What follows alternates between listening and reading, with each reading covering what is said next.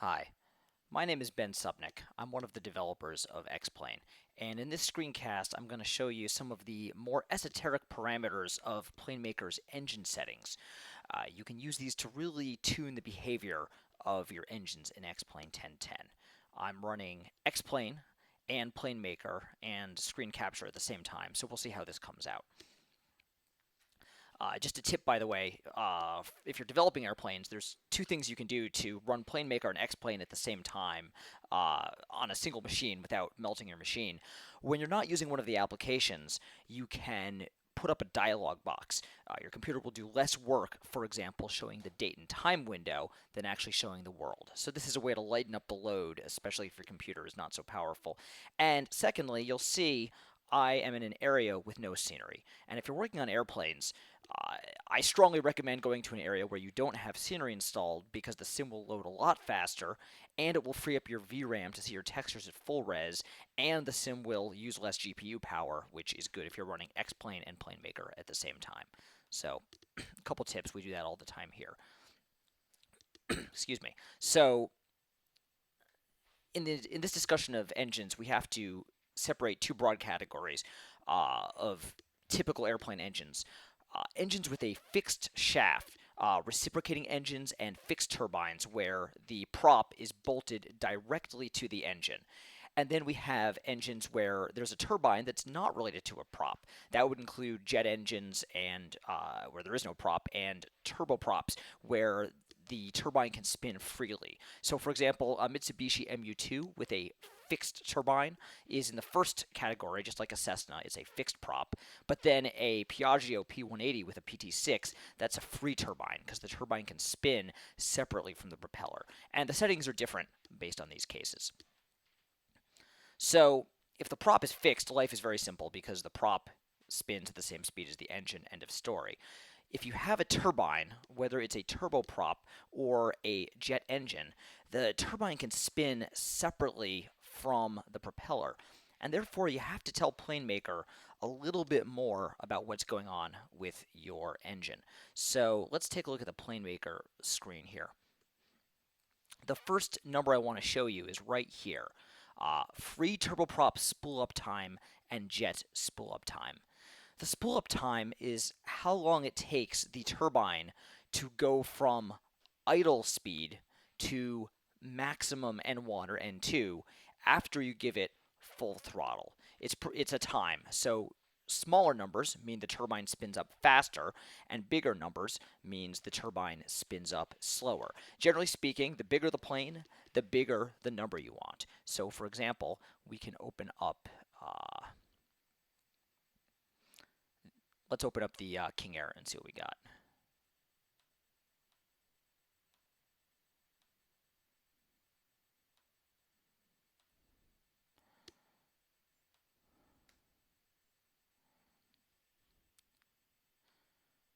Here we go. The King Air spool up time is 3 seconds, which is pretty typical for a smaller free turbine engine like the PT6. You hit full throttle, and within a few seconds, you're going. Let's compare that to something much bigger. Let's take a look at the 747.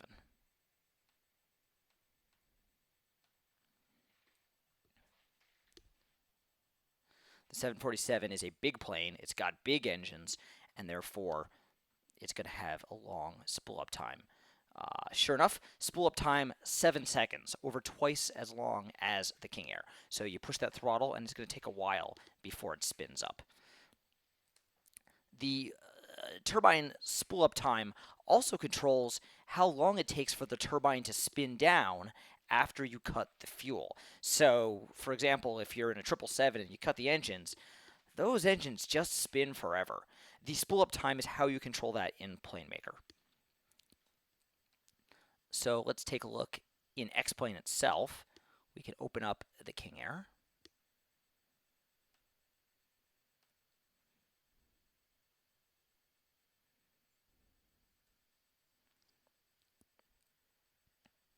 And we'll just get the plane started. I've mapped some of the functions to my joystick for ease of use.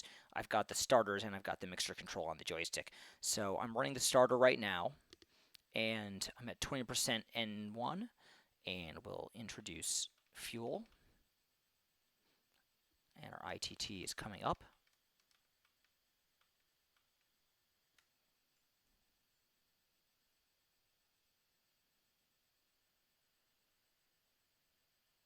Oh, I forgot something. I forgot to turn on the igniters. There we go. Look at that ITT go. All right, let's just give some throttle and get to a stable state.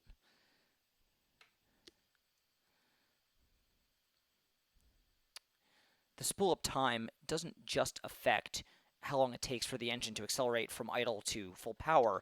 It also affects how long it takes to spool up in the beginning. So we are now at 67% N1. We're at idle, and I'm going to advance the throttle. Here we go. And there goes that turbine, and it's up. Turn it back down. So it takes a few seconds. And I'm going to cut the fuel now. And there it slowly is dropping down. 55%. Let me zoom in on the turbine speed, and you can see. There it goes. Got to get the mixture all the way off. So this is spool time. This is an airplane with a fairly fast spool time. If I were to make the spool time longer, everything you've just seen would take longer.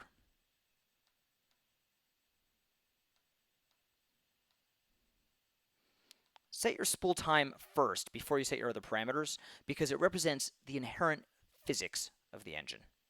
Now, Plane Breaker also has throttle advance time, and this is something that's caused a fair amount of confusion. The spool time is here, and that only applies to turbines, and that is how long it takes for the physical turbine to start spinning. The throttle advance time is something completely different. The throttle advance time is a delay from when the pilot pushes the throttles all the way forward to when the fuel actually gets flowing at maximum rate. If you're used to a car or reciprocating engine, those two things are the same. You hit the gas goes. But in a turbine on some airplanes, there may be a delay before full fuel is entered.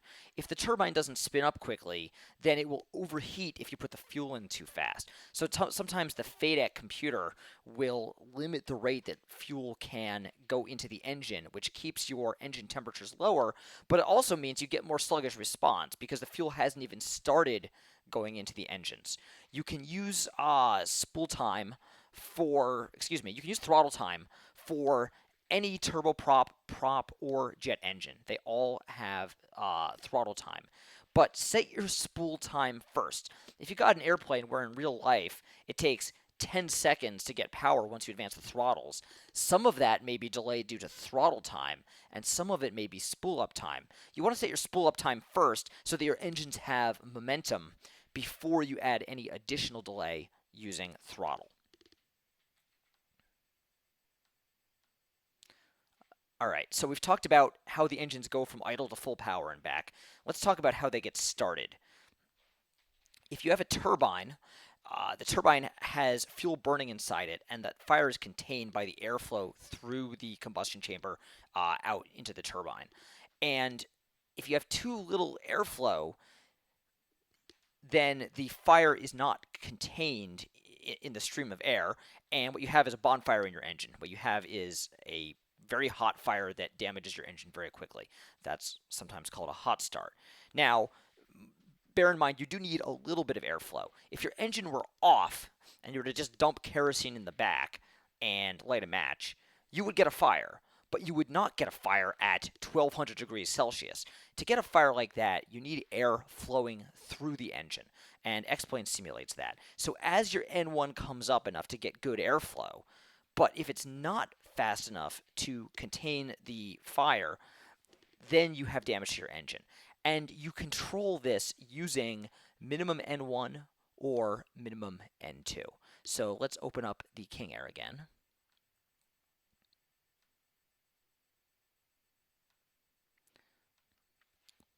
You want to set your minimum N1 for turboprops or your minimum N2 for jets to the minimum speed of the turbine at which you can introduce fuel without getting a hot start. And this is the kind of thing you would find in the pilot's operating handbook. So for the King Air, if we introduce fuel at 12.5% N1, here we've got it set to 12% N1. And what that means is if we introduce fuel at 12% N1, we're going to be okay. But if we introduce fuel while it's going too slowly, we're going to get a hot start. So let's go over to X-Plane.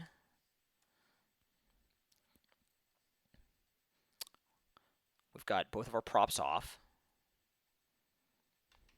We've got our mixture closed, and we've got our igniters on. Oop, not the right one. There we go. So first of all, let's do a normal start where we take it to above 12.5%. I've got my turbine speed at it's the fourth gauge down, and my ITT, my inner turbine temperature, is the top gauge. So we start motoring this. We start motoring the starter. 5%, 10%, 15%, and now we can introduce fuel. And we see our ITT is rising, and our N1 is coming up, but this is an okay start. And as you can see, our ITT is stabilizing, and it starts to drop. We can stop running the starter, and the turbine comes up. There we are. We're at 66% N1, and my prop has started spinning. Let's do a hot start. So we're going to start the right engine, but we're going to introduce the fuel too soon. So I'm going to start my turbine, and I'm going to introduce fuel now. And watch that ITT run away. I'm at 12% N1, and I'm all the way up here. I'm at almost 800 degrees Celsius. Now, as the turbine keeps running, the ITT starts to drop, but we exceeded redline by quite a bit in this start. So X-Plane simulates that, and the key to making that simulation work is to have your minimum N1 and minimum N2 set correctly in PlaneMaker.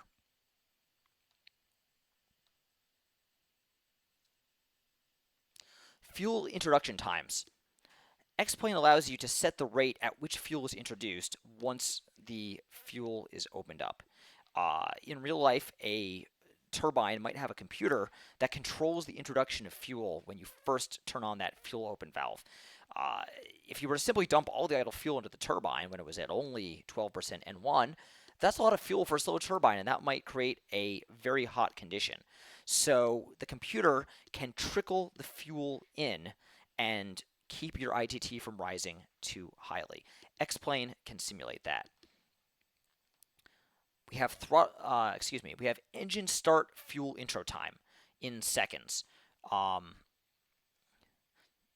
can see here on the King Air, it's set to 0.1 seconds for turboprops up here at the top, so we're not using this feature on this plane.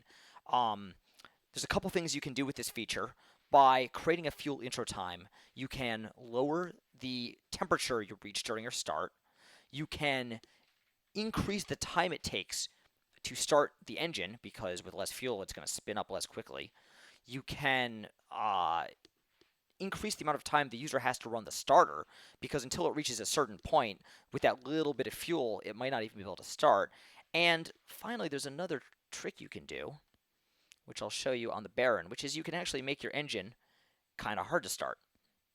So here's the Baron. This is a reciprocated fuel-injected prop.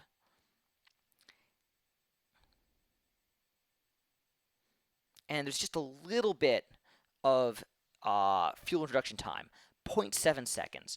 Not a whole lot, but just a little bit. Let's see how this behaves in X-Plane. So I'll open up the Baron.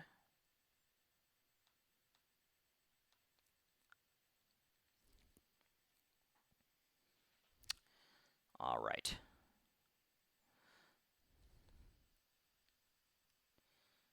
All we need is our battery, and we're pretty much ready to go.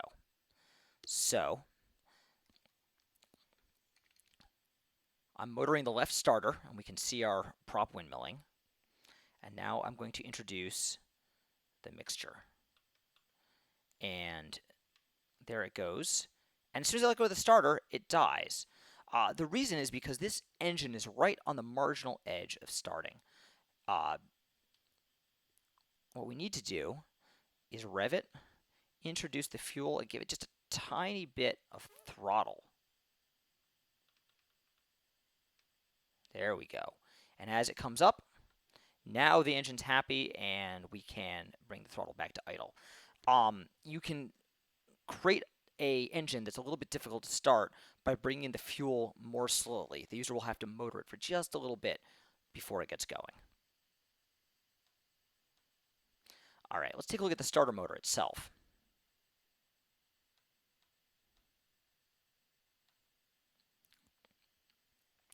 The starter motor turns your engine, getting it up to a certain RPM so that when fuel is introduced, the engine can actually start.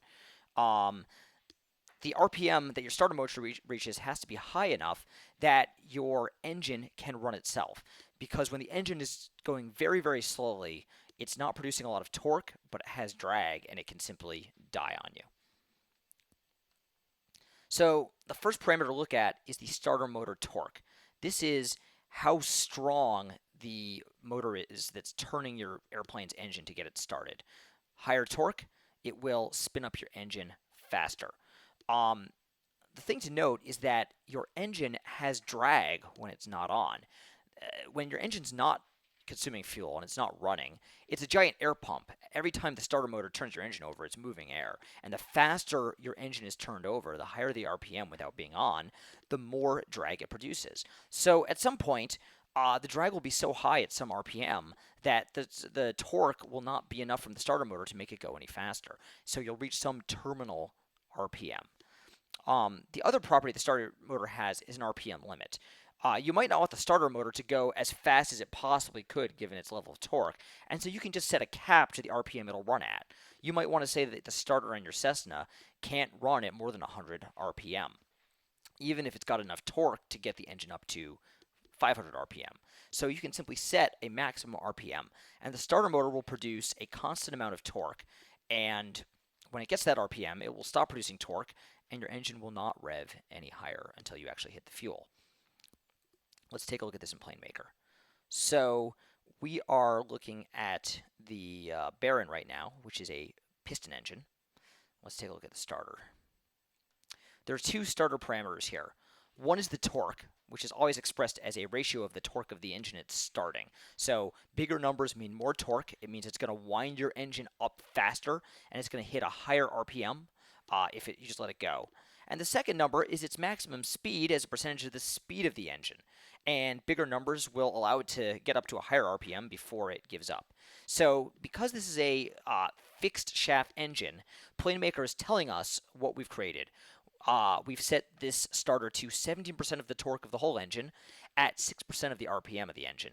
And in this configuration, it produces 100 foot-pounds of torque at 161 RPM, which is the equivalent of a 3-horsepower starter. Let's take a look at the Cessna for a second.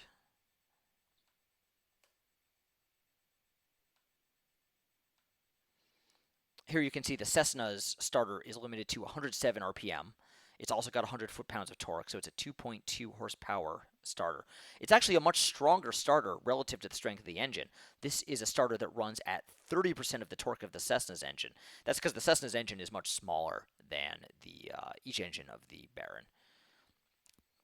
Let's take a look at the turbine case. It's a little bit different. So we'll open up our King Air again.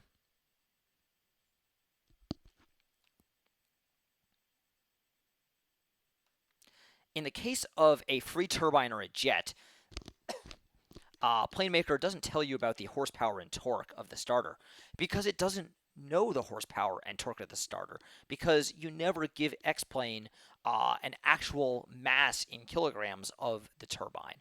So instead, it tells you what's going to happen. We've set this starter to run at 14% of the torque of the whole engine at a max of 20% N2.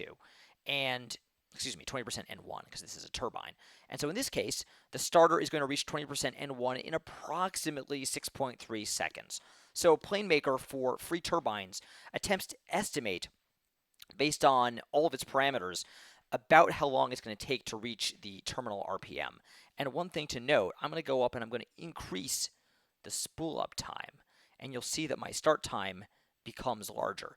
That's because increasing the spool up time of a jet or a turboprop makes the turbine have more inertia, and that means the starter for the same torque takes longer to spin up. You've got two options, electric or bleed air. Electric starters are fed by the battery or a generator. A lot of planes have combined generator starters. This would be in the electric category. A bleed air starter is an air starter, so it's a mechanical starter fed by a stream of compressed air, which typically comes from the APU or maybe another engine. And this is a simple radio button option in the starter screen. You just pick which one you want. Finally, there's a whole bunch of checkboxes associated with the starter which do all these subtle things, and it's pretty important to have them right. So I'm going to take a look at the various checkboxes and show you what they do and how you should set them. Now, when you hit the starter button, Control 1, or whatever you've got mapped to your joystick, it always starts the starter motor on your airplane. But PlaneMaker lets you also configure other functions to run with the starter, and you might want to do that. So the first option is starter engages fuel. Let me point out at this point that X-Plane uses a single simulation for mixture or fuel cutoff. If you have a reciprocating engine, X-Plane has mixture, and it's a slider that goes from 0 is off to full is full rich.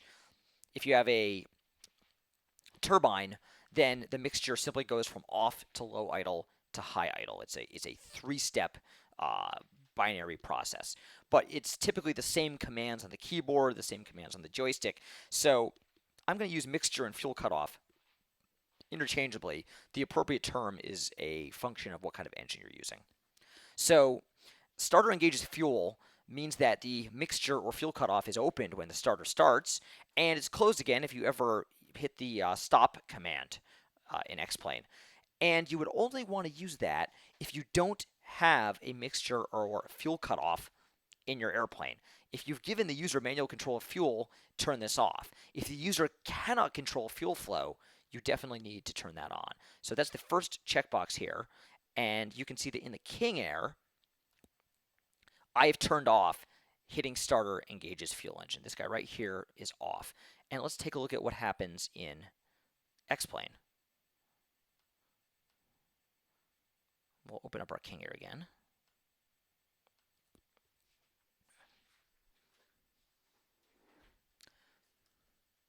Now, as you can see, I've got fuel cutoff levers on the engine quadrant, and that's why this setting is off. So I'm going to turn on my battery. I'm going to turn on my igniters. And let's watch the start procedure. If you look over here on the left, you can see the start switch. It actuates at the same time as I hit the joystick button. And now I'm going to bring in fuel myself.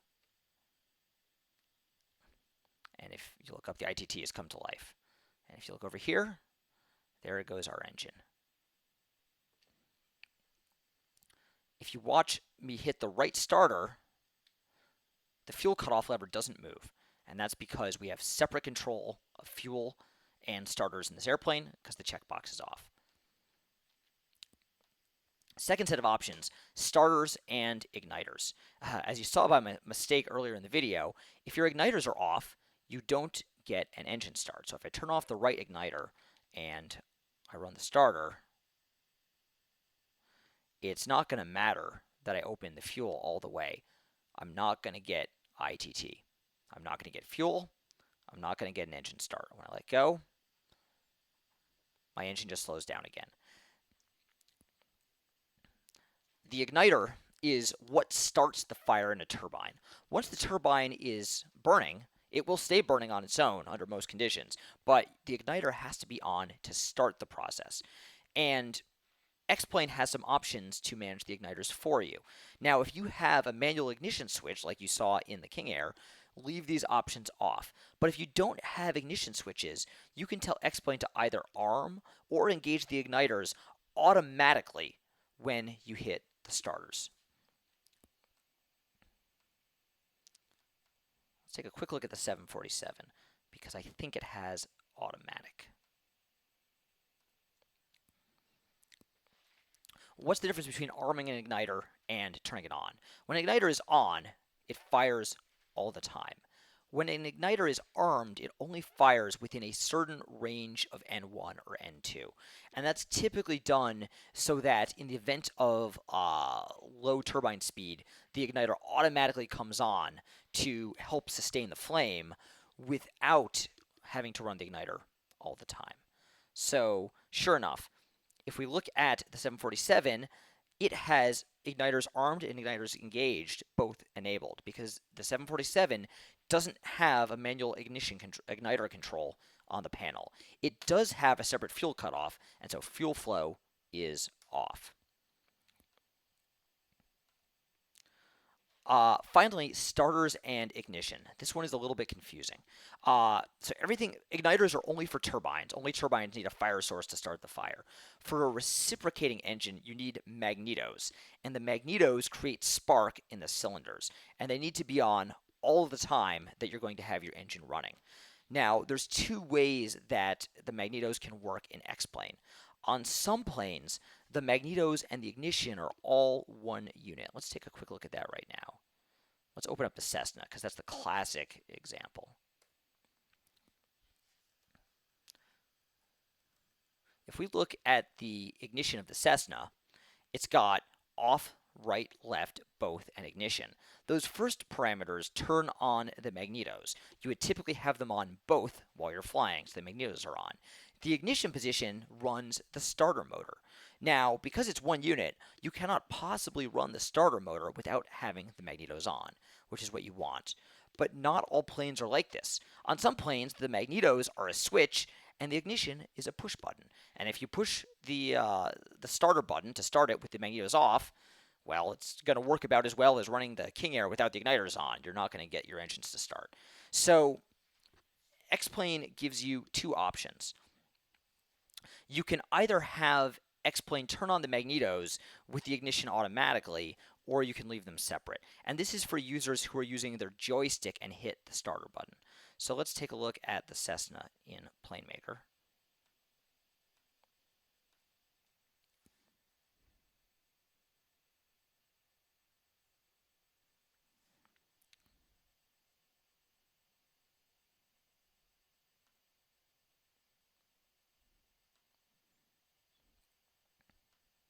If you look here, you can see we've got hitting starter engages ignition is checked. You always want this checkbox set if you've got a key and drum style ignition where the magnetos and the ignition should always be tied together.